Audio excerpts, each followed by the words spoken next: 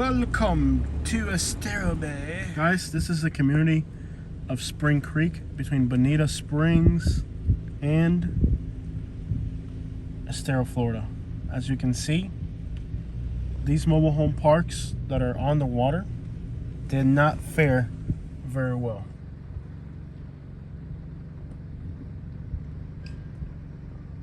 Wow. Welcome to Spring Creek, and as you can see, people have had to spray paint. They've had to spray paint their house number on the houses. Seen that in a few places in Southwest Florida. I think this is a mailbox are gone. They can't get another replacement mailbox. This is a mobile home community, and there are houses here as well, but there's a lot of mobile homes that are right on canals.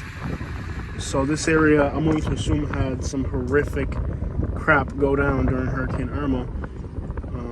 It is kind of far inland, but the fact that it's got Gulf access and that there are many mobile homes probably did not contribute to a pretty scenario during Hurricane Ian or Irma. Ian. I don't know at this point. I've lost my. We've lived through both of them. We've been through both of them. Hurricane Ian, and they sound alike, you know. Ian. They should make it. Next one should be Ern. A combination between Irma and Ian. Ern. Hurricane Aaron. But obviously, mobile homes and coastal living and Gulf access are just a bad combination.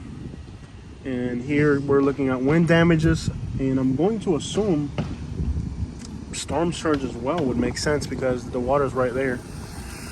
Yeah, they had to have storm surge as well. So you're looking at wind and storm surge. Quite the nasty combination here in Spring Creek. Now this is another community that I'm very familiar with. When I used to live in Naples and I used to have a junk removal business, I worked out here a lot. It was an area that I frequented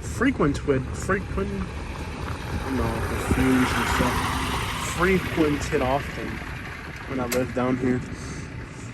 You can see some mobile homes are just outright being demolished.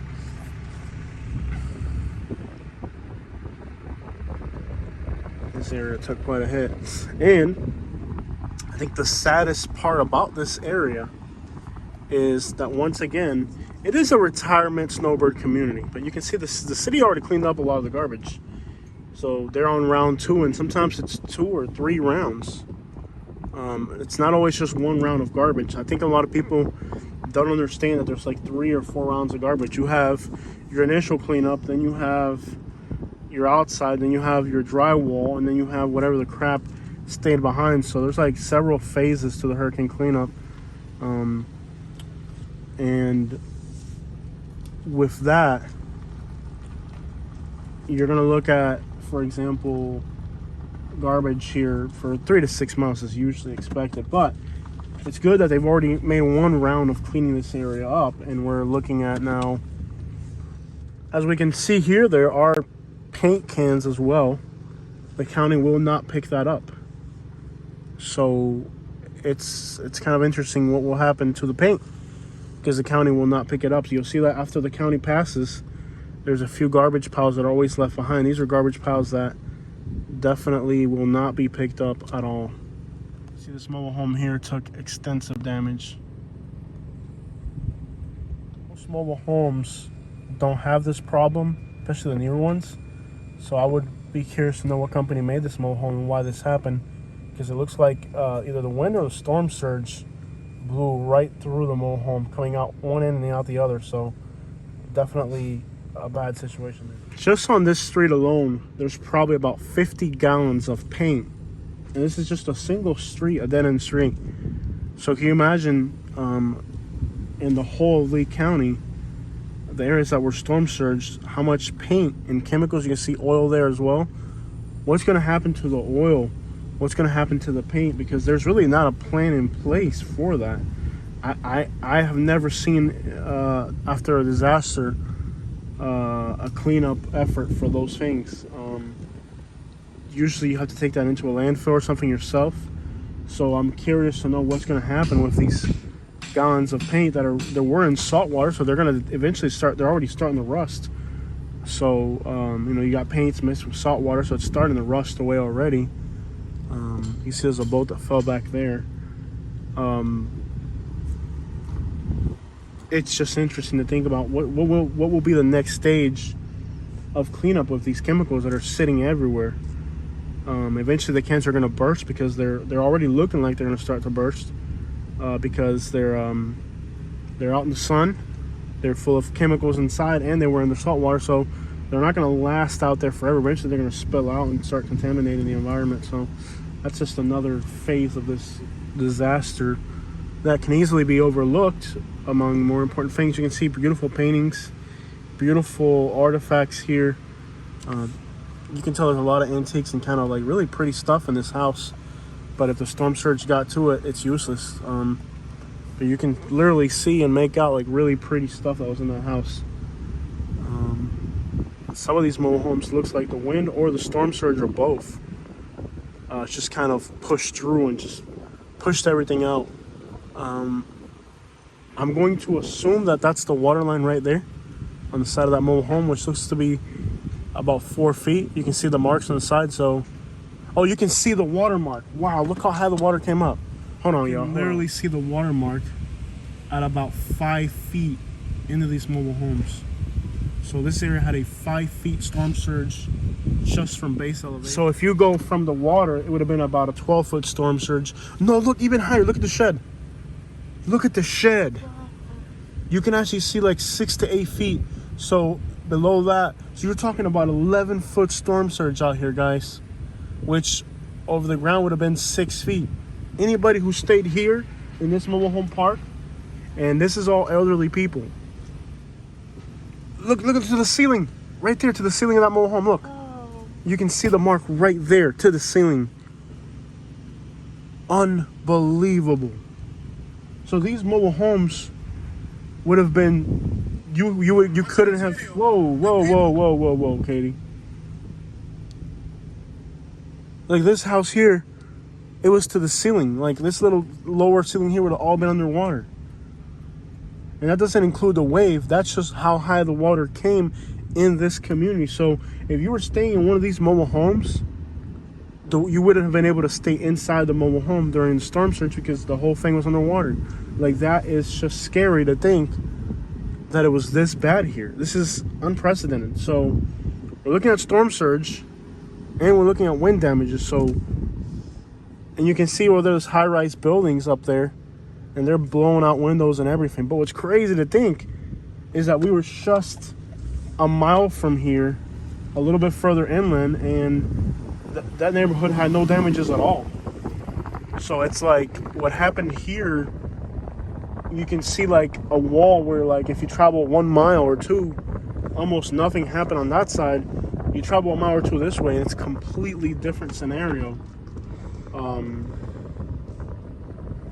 Wow, this is, so on this street they're on the drywall, so you would assume that the city already came and picked up the household stuff, and now they're on the drywall, which is, there's different layers of the rebuilding phase. So you see big houses like these, they're a little bit better off because the water would have only affected the bottom floor, which is the garage. The living area is on top, but a little house like the ones next to it, the whole thing would have been underwater.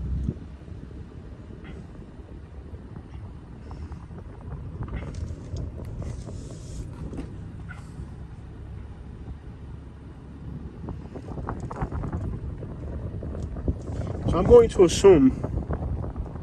I'm assuming that this is round 2 of cleanup, but a lot of people don't understand. I've been seeing a lot of comments of people who, I think they don't live in Florida, or they've never been through a hurricane, so they don't understand. So let me just try to explain to you a little bit better. You can see the grass is already dead in the front of the house. That means that there was already garbage piles out. So people are like, oh, it's taking forever to clean up. I'm like, yeah, it takes forever to clean up. You have, I don't know, 200,000 piles of garbage in Southwest Florida. You know, like 200,000 piles of garbage, and it's not just once. Like the first round, you can see here their grass is dead in the front. So like the first round would have been their furniture, all their mattresses and stuff. Then there's the second round, which is like getting rid of the drywall and the mold and stuff. And then you got the landscaping. So it's not just one layer. It's not just one layer. It's like back to back several layers of and then you got, like, you got to go and tear out the carpets, tear out the drywall. So yeah, it's not a one clean up and you're done type of thing. It's a lot. You can see the house, the garage door got blown out. In fact, you can make out that there's garbage on the roof of the house, which would indicate that the water at some point, maybe a wave or something, pushed over the roof of that house. So some of these smaller houses here, the storm surge was definitely considerable. But there's one thing you can definitely denote is the difference between these big McMansions and these small houses. Now, us Florida people, we like these small little beach houses. We like the little tiny houses, the charm, the nostalgia of it, But unfortunately, it's very clear that that's not the way Florida is going to have to be inhabited in the future. Now, these people here, they're at the drywall stage, so they probably put out their furniture and all that in the first round, and now they're on round 2 of the drywall. So, and then you got the landscaping debris. So you can see here leftover debris on this house would indicate that just recently the county was out with a big claw truck cleaning up the garbage. So there's different stages of the cleanup effort, and that's what people, I think, don't understand, that there will be garbage for 3 to 6 months is expected. Anything beyond that, then you have to question what's going on here. Here you have, on swordfish and redfish, you have a boat and a jet ski on these people's front lawn. Like I've said, I've worked in this area a lot, and a lot of these small little mobile homes and houses, these aren't all rich people, okay? These are, a lot of these people, they're second homes, but, they might have bought a mobile home here, or a small little house 10, 20 years ago when the prices were reasonable. So you have to understand that even though some of these are second homes, they're not fancy second homes. Some of them are, the bigger ones, but you also have just people that work their whole lives, and they were able to buy a little property here in Florida so they can come down for the winter. They earned their retirement, and now it's all destroyed. You see a boat just randomly there. But there's a huge risk factor related to buying a waterfront home. You can see that door right there. The water line came up right to the top of the window of the door. So there's a risk factor with buying a mobile home on the water because it's affordable. We've talked about this on our channel. And I warn people about doing that. It's a risk you take. If I lived in Indiana or Michigan, I would love to have a little mobile home down here, just, spend the winters. And they worked for it and they earned it. I think a lot of my subscribers have kind of not understood the points of what I'm saying. You see here, the storm surge pretty much just blew out that garage door. With a lot of dust in the air. The vehicle just picks up dust. There's a lot of dust in the air. It's too much. I would have figured if you start picking up aluminum and copper, you can make a killing right now. Just digging through these piles. You can see here this garage door got blown out, so I guess they should start replacing their windows on that one. But you're talking, our vehicle right now, when the storm surge came through, our vehicle, our Toyota Camry, would have had another 4 feet of water, 3 to 4 feet of water over the roof.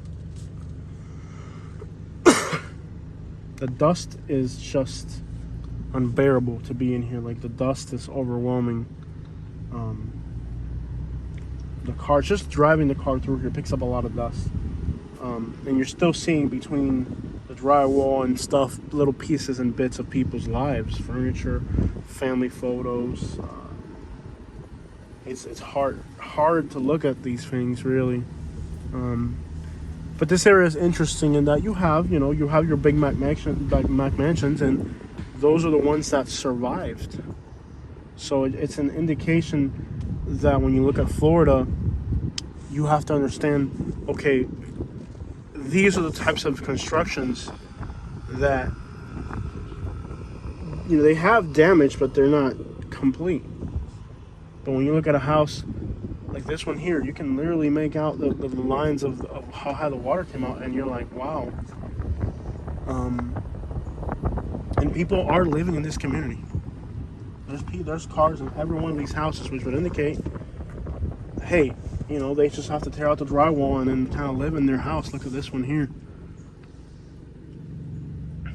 And there's a smell here because they're still in their first round. They haven't got to the first round. You see there's mattresses and stuff. That stuff smells horrendous. Refrigerators with food inside, mattresses. But this is a beautiful property if you look at it. I mean, look how many palm trees they have. It's pretty much like a dream becoming a nightmare, really. But this is a community that the people here, a lot of them are locals too, so these are not all second homes. And you can make out here the pile of debris on the ground, clearly indicating the trucks already came through one round of garbage. You can tell this pickup truck went through a little bit, and they're trying to dry out the engine, perhaps trying to save it, but I don't know what can be done to a vehicle. Once it floods, salt water will corrode the vehicle. Now, if it's not insured and you can get it to start again and drive, you can drive it for a year or two. It may take 6 months, it might take a year or two, but eventually it will just corrode away. There's no real stopping that from happening. It will eventually just corrode. There's a lot of dust in here. I mean, a lot.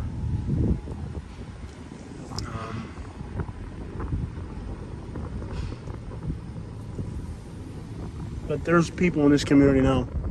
It's been exactly a month today, and the nightmare's not over for people here. In fact, it looks like it's just starting for a lot of people.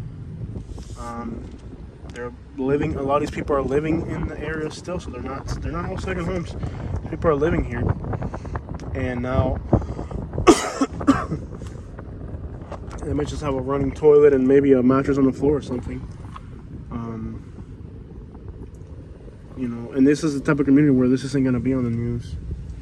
You can tell this shed just got picked up, dropped off, flooded out.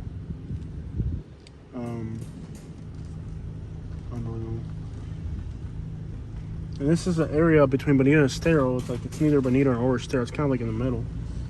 So I think it has a Bonita address though, right?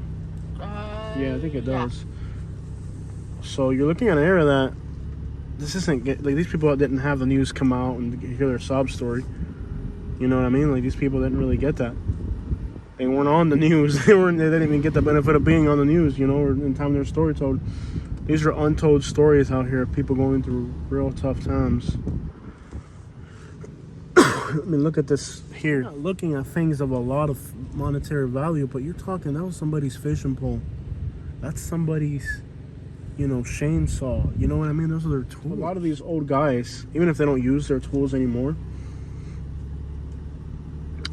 there's a sentimental value. They don't need their tools anymore. They don't use them anymore.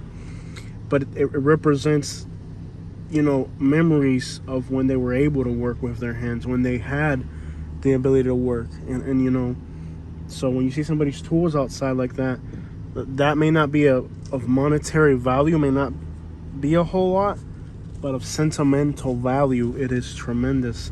Let me just tell you, my lungs hurt right now. The dust and the mold is in the air at this point. The smell of wet carpets and mattresses, and it's insulation with dust, and I mean, like, literally my lungs are hurting right now. Literally, like, I'm not exaggerating. Like, I can literally feel pain in my lungs. I have it too. There's a lot of dust, and I could literally put my window up and record a video, but it wouldn't look as good as with the window open. I'm trying to give you guys a good video, but like, you feel like something's sitting on your chest. Oh yeah. Like if you have like pneumonia or something like that, it feels like that. Yeah, and think about these people that are here right now working, and the ones that are going to have to stay in these houses.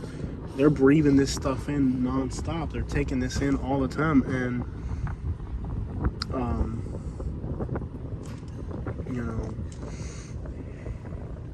these people that are staying here, some don't have a choice, of course. But again, back to the tool thing, and that's a sentimental thing. It's not a... These people here have set up kind of like a roadblock. I'm going to ignore it because it's a public road. They don't really have the right to do that. But just their frustration, perhaps, could kind of cost them to do this. But it's not really...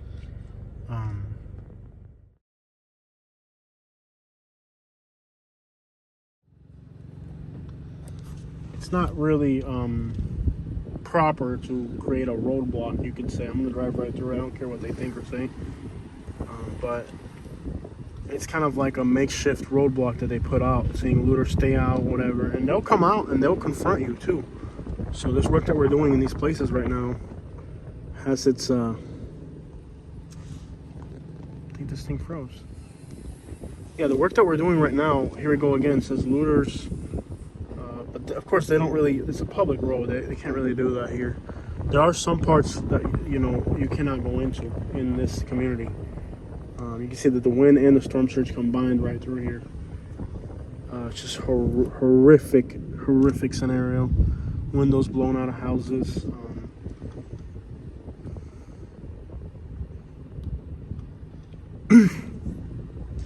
Just horrific. I mean, this is hard to look at.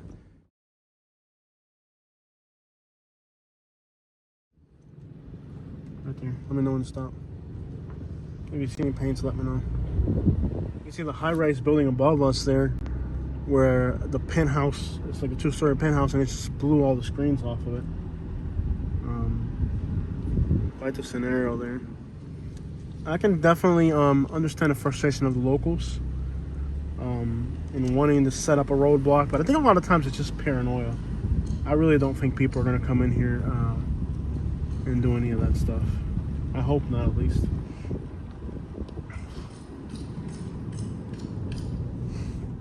So he says about a 10-footer? Oh, he's a good old gator. Look at him. Schoolyard. Oh, wow, no school. Wow. Has that hurricane kind of made them move around a little bit? No, They always like to have fun? they're always moving. Gotcha. How old would a guy like this be? You know, that's always tough to say. Maybe 50? Maybe 50 years old? 60 years old? So are we having gator nuggets with him or what? Nope, our gators stay alive. Oh, man. I wanted some gator nuggets. We do not... No gator not kill our nuggeting. gators. That's good. They deserve to live a happy life. Yeah. Look at the size of you.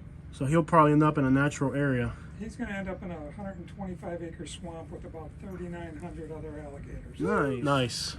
Well, I hope he has fun. Thank you for showing me that. Okay, so these people are from Texas, and they came all the way here to help. So from Amarillo, Texas. So these people are volunteering their life to come out here and help. You know, so great thing, great of them to do that. Like, really impressive that they would take time out of their lives to come here and help us. I've seen a lot of people from Texas coming here to help, so you know, it's incredible to see people volunteering to be here. It's definitely hard to watch. A community that, again, I'm very familiar with.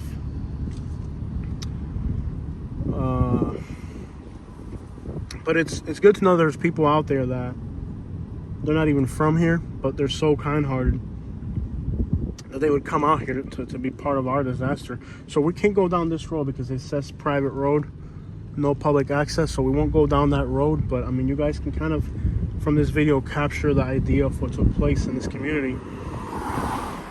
We're not going to violate no trespassing signs that are legitimate. All along the entrance of the community is debris that the storm surge picked up and just kind of tossed against these mangroves and trees here.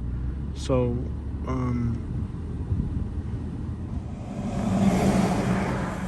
so we can't go into this mobile home community here because they are legitimately posting no trespassing, and we respect that on our channel. We respect people's privacy and all that as much as possible.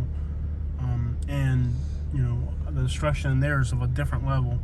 being that they're mobile homes that are stacked up against each other. But again, we're not gonna go in there if it's a legitimate no trespassing area, and it's not posted no trespassing. It is. Okay, but I know it is. Yeah, I know it is because I've been here before the hurricane, so I know you can't go in there. But it's easy to miss that sign with all the debris outside.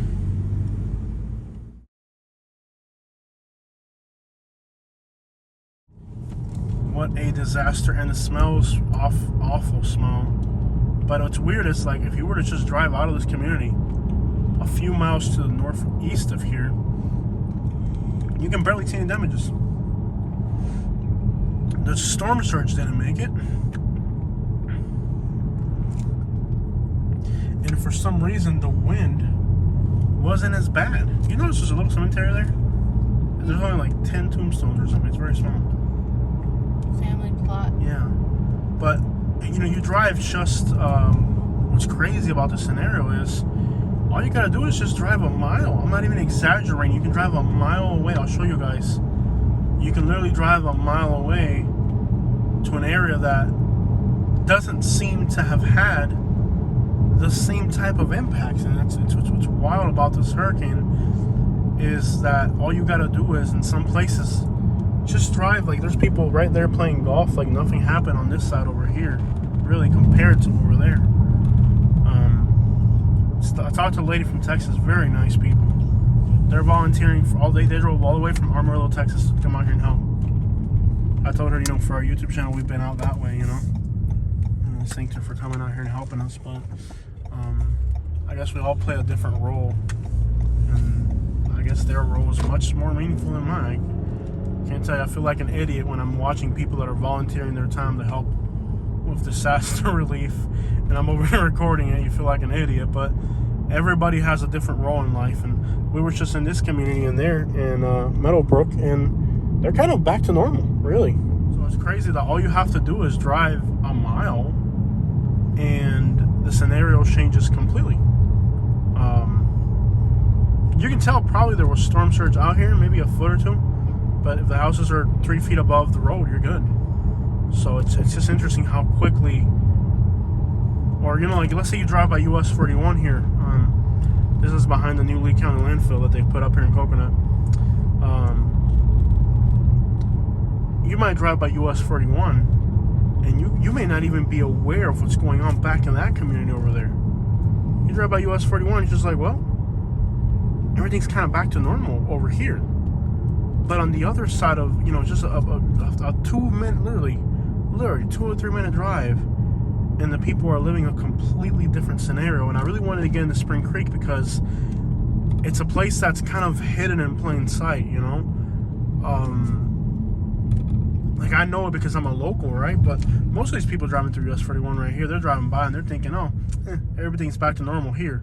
It looks like everything's back to normal here.